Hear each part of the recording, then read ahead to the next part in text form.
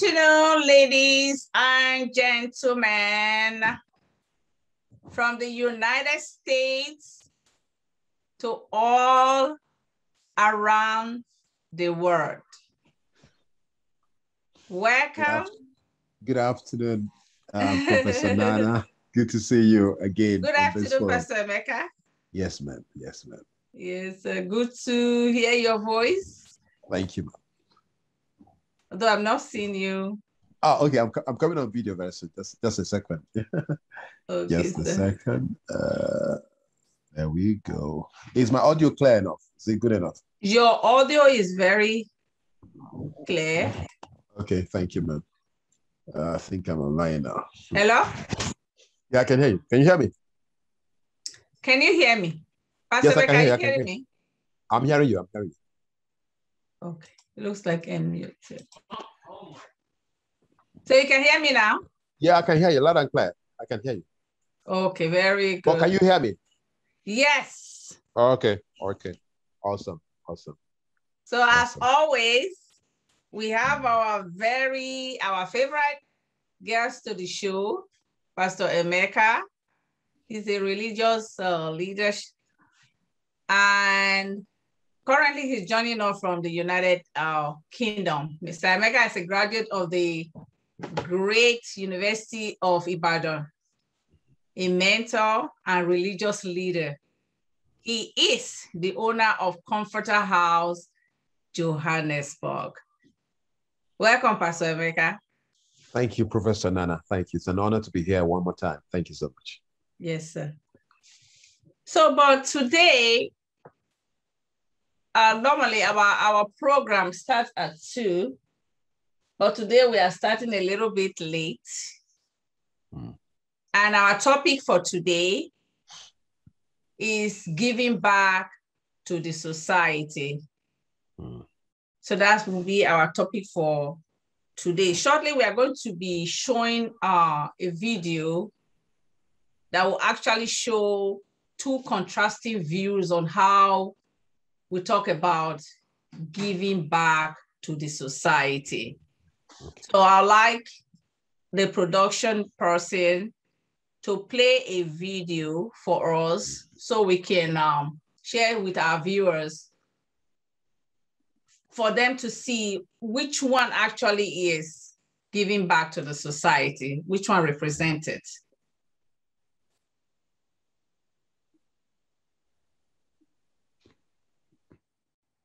Because I didn't marry him as a pastor. We were friends. I didn't know he could ever become a pastor. I didn't have any inclination. I wanted to be in politics. God has blessed me with a good brain and from a very poor background. So I made up my mind that, we will steal money.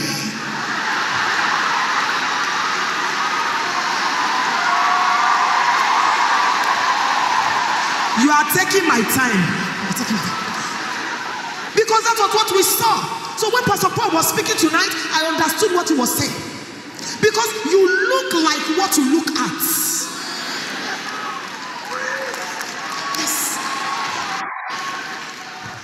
We were looking at them, the way they were rising around. So I said to myself, I'm going to read and study and have a PhD in political science, and then we'll go there to steal. That was the agenda. Then when I dropped my pen, school starts, I was about 14 years old, 1978. I met the Lord Jesus Christ. If you come this place, if you see the water where they take before, you will not say this na community where you no go live. Like you not feel live there and come on. You supposed solve their problem. I thank God say God will use me to solve the water problem for these villagers. My name na Osariti Michael, and I be Bash B core member with the serve for Akure, Ondo State. When I first started this project, some people don't help me because they say I be Benin man, I not be Yoruba. So they not feel support another tribe for this state, so they not help me. Even some churches, they say because I not be their church member, they not feel help me because I not be their church member. Even this village where they do some people not fair believe because some people don't first promise them water before. So they think say I not feel do but I thank God say God help me along the ways. press them small, not the press them too much like this. Wetin inspire me to do this kind of project now, because say when I small, I dey see other coppers they do this kind of thing. So I can't tell myself say when I go service, I could still try do this kind of thing. And also because say the kind of family where I come from, they not get money. I grew up with this mindset that if I feel do something for person, if I feel say I feel make person life better, I go try my best do them for the person. So when I come service, I can't see say these people they not get water, they not get road, they not get electricity, even network to call, they not get anything. So I can't say even if not just water I fit do for them, that one fit do me. So I can't say now this one I go do. For the first 2 months where I start this thing, because not be my money I use. So I they go around, they ask people, ask politicians. People know they believe me because they say this guy is a scammer, all these things. So it they really frustrating at first. So maybe like for the 3rd month now, I can't see 2 organizations will give me 50,000. I won't even meet people online. We won't create campaign like may they help people. We make video, we make pictures, may they can't help these people, and little by little people can't they donate. You get where we can't reach. Other people say they know go support me before they can't support. Even the community, like every material where I use, the cement, the sand, even some of the people where assist me they work, now then provide all of them. When I start the project, I encounter so many challenges. Like for example now, some of my copper friends, they laugh me say, who you be, say you want can't do ball for person, you understand? So they not just encourage me at all. And even some people where they close to me, instead of encouraging me, they go say this project, it's too big, the money too big, now abandoned project go be. So I know I won't mention the insult because even I won't get some people where even tell me say, may I no come their house because they tell me say they disturb them. When I see them, they use this water, the thing they make me happy for my mind. Like I feel so happy about it because there's the feeling where go there your body because say they know they suffer sickness like as they used to do, and the joy on their faces. Like you need to see the small children. Like the small children, they are happy. The mothers, they are happy. Even the old ones now, they can even drink water from this place. They don't need to go far. Everybody say water!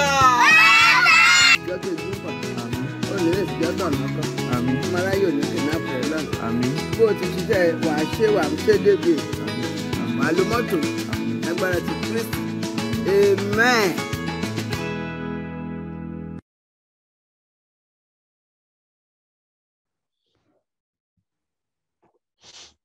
Wow.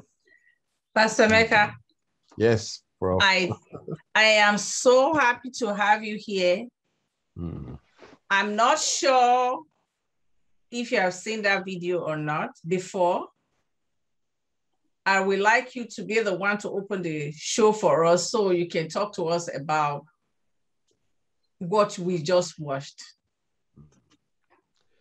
Thank you very much, Professor Nana. Thank you very much for another opportunity that I've been offered to appear on your TV show. Thank you. I don't take it for granted at all. Now, I have read something about the young man and the very laudable thing that he achieved during his youth service. And but this is my first time of watching the video, and I'm really very, very impressed, very, very impressed by what he has done. When you look at the other one, the lady that we saw was talking about something entirely different from what this young man has done.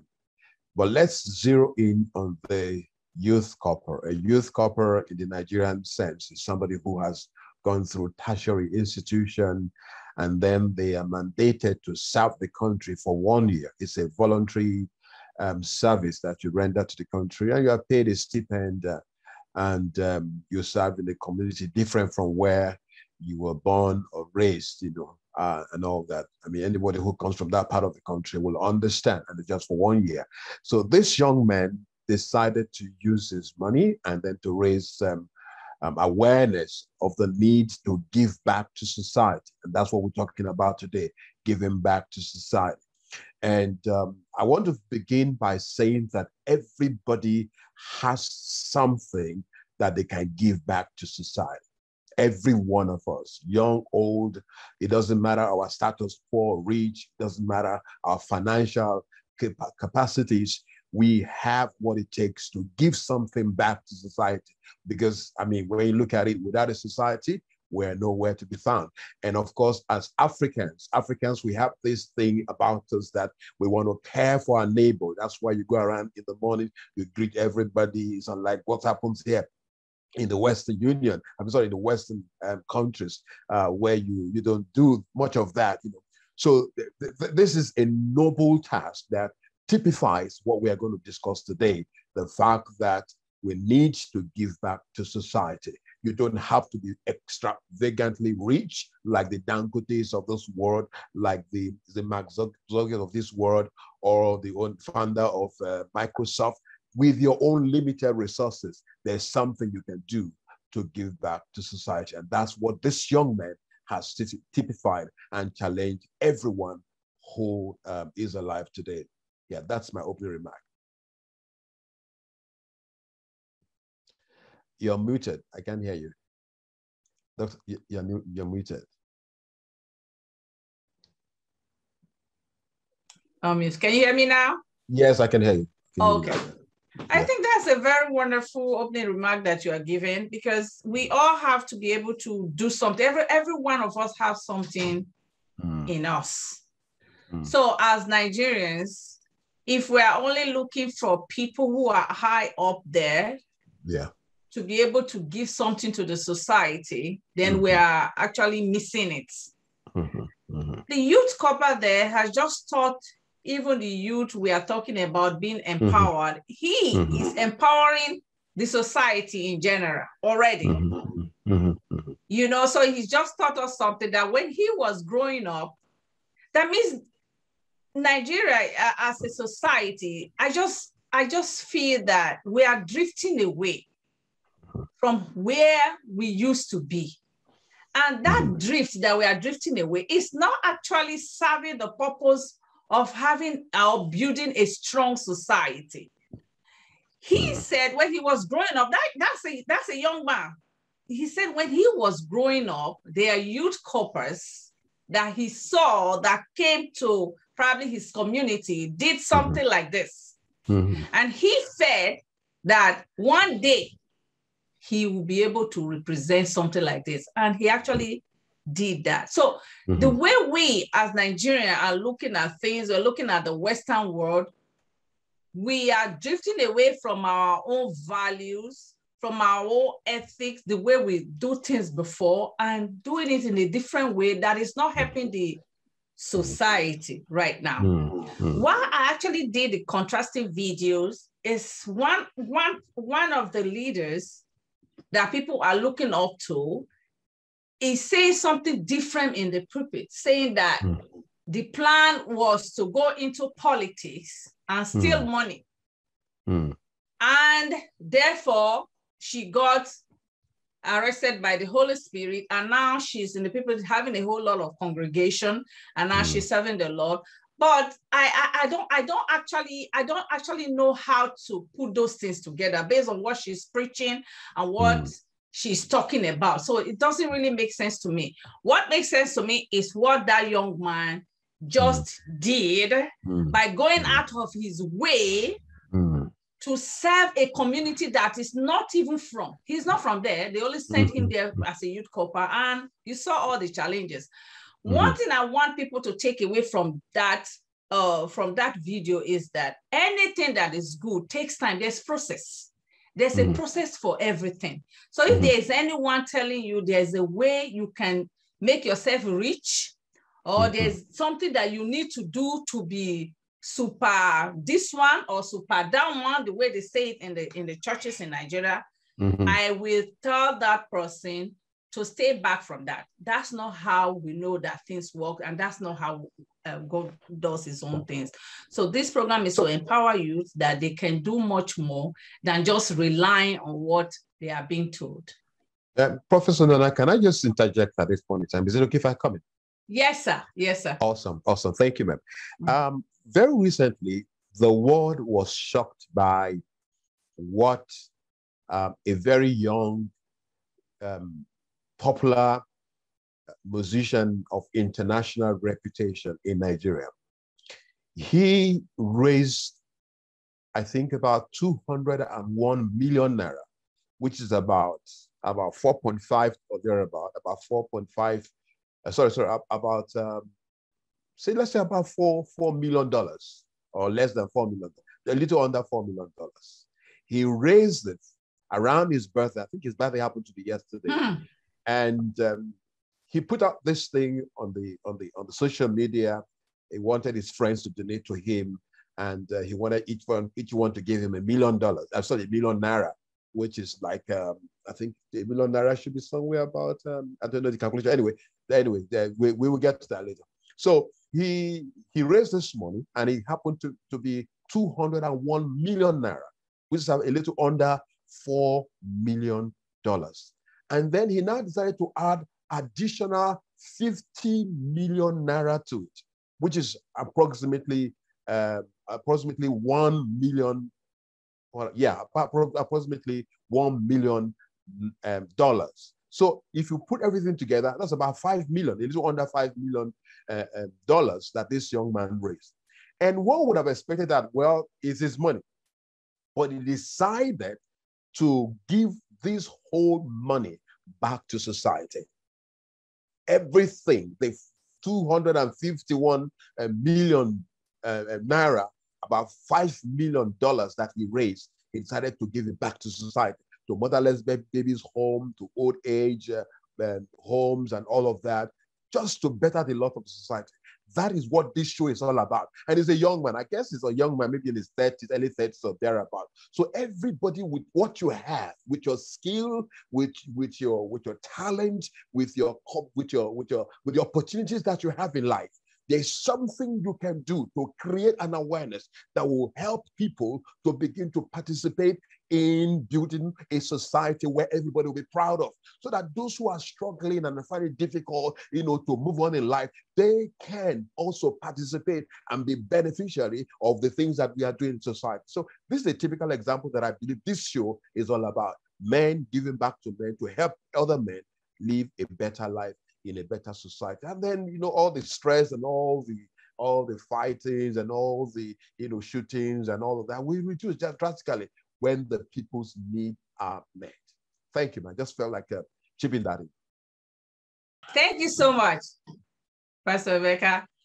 That's exactly what the show is all about. Mm-hmm. I'm not that old, but I know that for the rest of my life, I'm committed to be doing things that will raise awareness and raise people up. You understand? Because that's what life is about. It's not how much money you have. Acquire. It's how many people you are able to touch it, whatever little thing that you have. I mean, the first time I actually saw that video, that young man video, I was just fill up with so much emotions, for the way he did and what he was talking about. So what this, I also heard the one that you just talked about now, the musician that just raised so much money and gave it. That is what your status quo, your stardom, whatever you have, you can use it positively or you can use it negatively. What he just did a positive thing. People like his stardom and they associated with that and they donated to it, and he used that to give to the society. So if all of us, one person or the other, is standing up to do that, Nigeria will be a better place. Absolutely. So if you cannot have a position and you will be somewhere and telling people something different than what you are supposed to be telling them. So I think as Nigerians, I think we need to go back to the basis, because right now I know a lot of people when they see all these I'm not picking on any man of God or woman of God, but because they are the stars in Nigeria that people are actually looking up to, and they have a whole lot of congregation. So if you have a whole lot of congregation, it's important to teach them the truth. It's important to tell them the truth so that we all, when we join hands together, things will start working. Now, let me give an analogy of people talking about David and Goliath in the Bible. If some of them are preaching, they are preaching on how David took down Goliath. And we are all serving the God of David, which I believe. But there's a process to that. There is a process to that. They need to teach people that there's a process. You just don't wake up and become David that killed Goliath. So David has his own time in the wilderness. David went through cave. David did a whole lot of things. Something happened to David, right? Before he became strong and before he was able to take down Goliath. So when they are preaching, they need to tell people that there's process. So you need to go through tests before there's testament. So, and there's really nothing that you can do to get that testament unless that process is complete. Absolutely. If that process is not complete, there's no way around it. There's no way around it. So what I want the youth of Nigeria to understand, regardless of what those people are speaking from the people, they need to know that there's a process.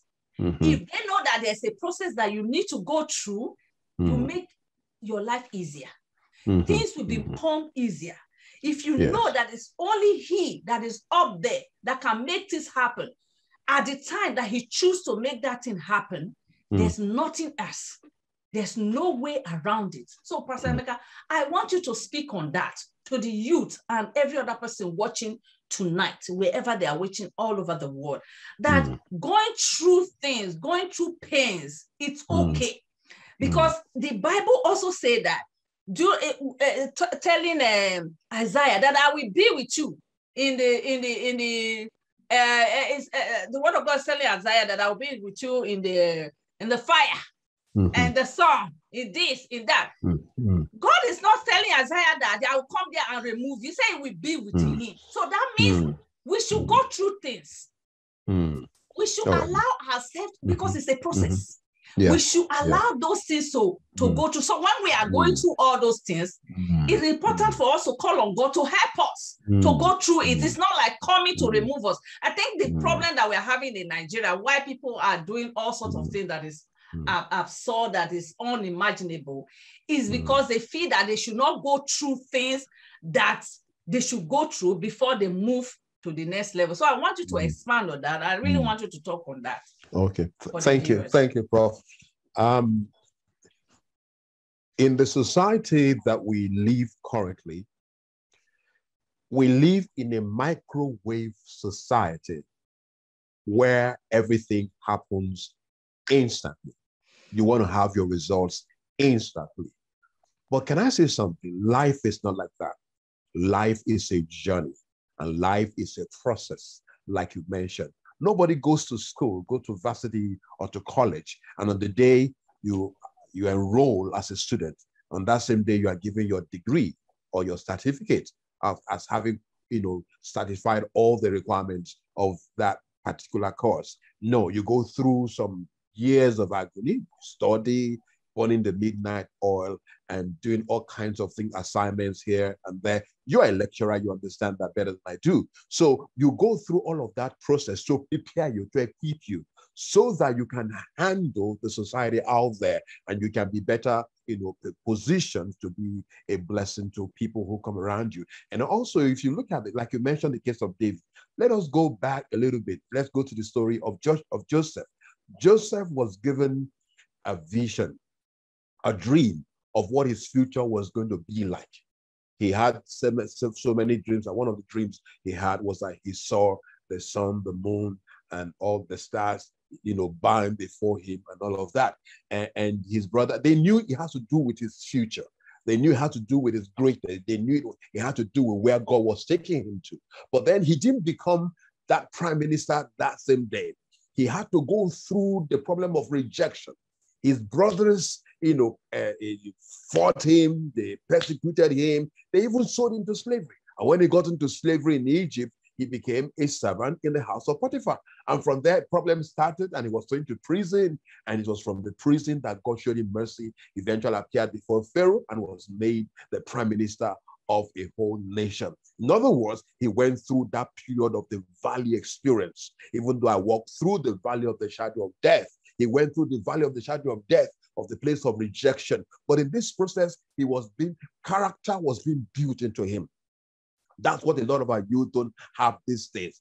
Character. We need to be grounded. We need to be people who are respectful. We need to be people who are faithful and committed to whatever mission or vision that we have been given. So it goes through a process. And of course, as believers, as we go through this, I'm speaking generally to everyone now, we need to invite the God aspect to it, to help you to be able to fulfill the vision and the things that are attended to that purpose that God has for your life. So we need to go through the process. It's very important. You cannot go. In fact, let's go back to a little bit to Nigerian society. For that, the Igbo, let me use the Igbo setting, for example. You have what you have a situation where it's like you're off, man. You have a situation where there's this young man who goes and learn a particular trade under a master. And while that is going on, he's getting some training. They will persecute him. They will ask him to do so many menial things. And at the end of the day, this guy becomes established and his master will send him out and then he starts his own life. So that's all about process. Getting somebody to learn a trade, and afterwards they're established to go out there and become a blessing to themselves and to society. So nothing happens by accident. Anything that will last, anything that will benefit you and yours and the society must go through certain processes. And that's what we're talking about today. Our youth must be willing to go through these processes, and then they can be better equipped, better informed, and ready to serve society, and they are no longer, a pain to the society. Thank you. Oh, thank you so much, Pastor Emeka. Exactly my point. Exactly my point. Mm-hmm. Because if the youth are actually thinking, because this program is more for the youth of Nigeria to understand how somebody needs to go through, that is normal, that it's okay. I think we'll have less of armed robbery. Yes. We'll have less of kidnappings. We'll have less of this insecurity that is all over the place, that is driving people nuts in Nigeria. So if the people they're actually looking up to are speaking these words to them, as we are talking about it here, I think we'll have a better Nigeria, a better society. And above it all, let those people who are in charge come out and do something for the society.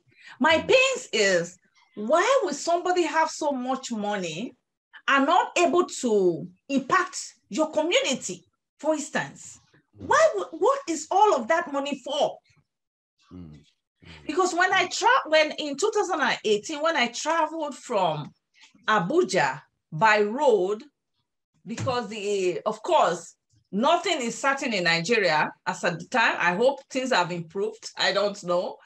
Tickets were purchased and all of that. At the end of the day, we're not able to fly. Going from the road from Abuja all the way to Benin really exposed so many things that is so wrong in our Nigerian society.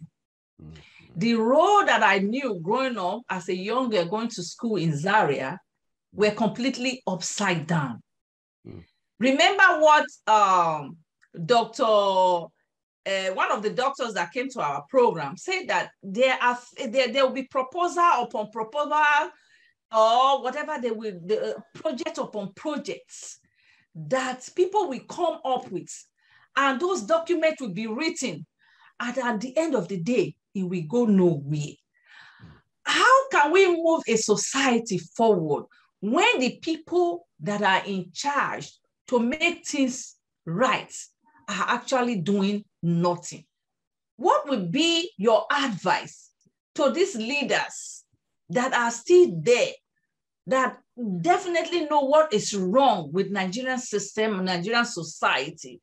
What is hindering them? Why are they not doing the right thing? Why will somebody still be sick in Nigeria and still looking to go abroad for treatment, for instance. Why can't we have those ultra-modern hospitals in Nigeria? Why, for instance, the doctors in Nigeria will willingly stay on the line for them to be enlisted to different countries? Why would all of that be happening in Nigeria when we have so much resources? What is going on? How can this be actually fixed? Because the program is about solutions. It's not about bringing out problems. It's about bringing out the problem that exists in the system that we know and putting, chipping in solutions to those kind of problems. Thank you, Professor Nana. The first thing I would like to say is that power is transient. Power is transient.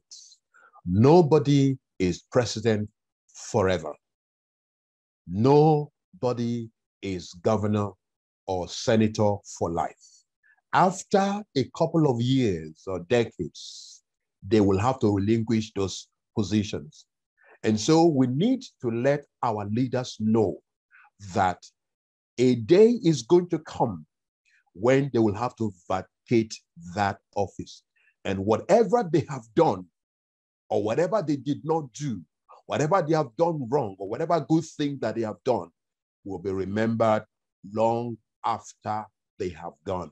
Are they going to clap for them and praise them and eulogize them for what good thing they have done? Or are the people going to carry up stones and begin to, chase after them? It's for our leaders to begin to understand. And then the other aspect of it is that why is it that people are not given to contributing positively to the advancement of the society? Why are they not giving back to society? Why are they not building our society, our roads, like you mentioned, our hospitals and our airports and all the other facilities that are supposed to be there to make people, life better for people? Why is it so? Now, the first thing that I mentioned, you remember last time, I said it has to do with the societal upbringing.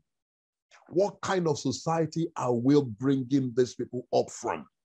A society where we are not inculcating into them the act of service, the act of giving back, where it is how much you can grab, that is the order of the day, how much you can steal from the government quarters. Once that mentality is there, can I say something today? And I want the whole world to listen. There's nothing anybody can do to make those people look at their people and invest positively in their societies. They will continue to steal the money and stack the money into foreign accounts all over the world.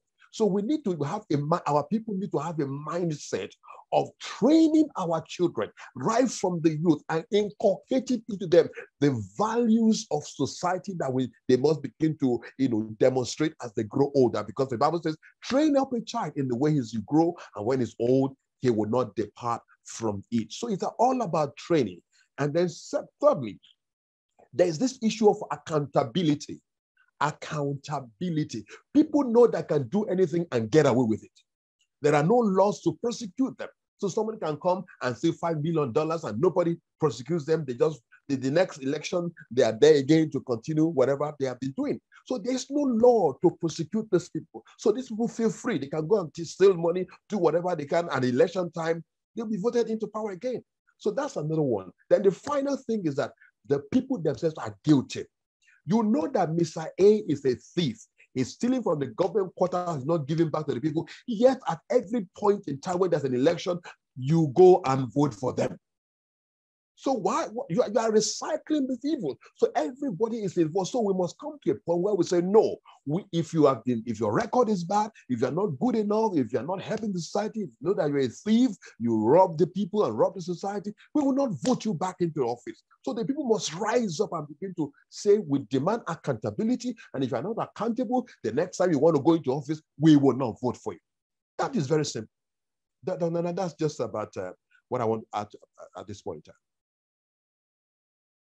Emeka, I think we are nailing the deal on the head, exactly what it's supposed to be. So yes. It's between the youths, what they want the future to be of Nigeria, yes. And the leaders, that are already there, feeling that they are not accountable for anything. So the idea here is that the power still is in the youth's hands. Absolutely. I know that, yeah, it's in their hand. If they can go into the Joseph story that you just talked about here, if they can take from the Joseph story that there's a period of pains that you have to go through in life before you get to the other side, and not thinking to make it immediately, then the politician actually, they will lose out. Because those evil things that they are doing, they are using the youth to do it. And the youth thinking that 500,000 is something, then they can give the 500,000 to do something outrageous that will terminate maybe somebody's destiny fully.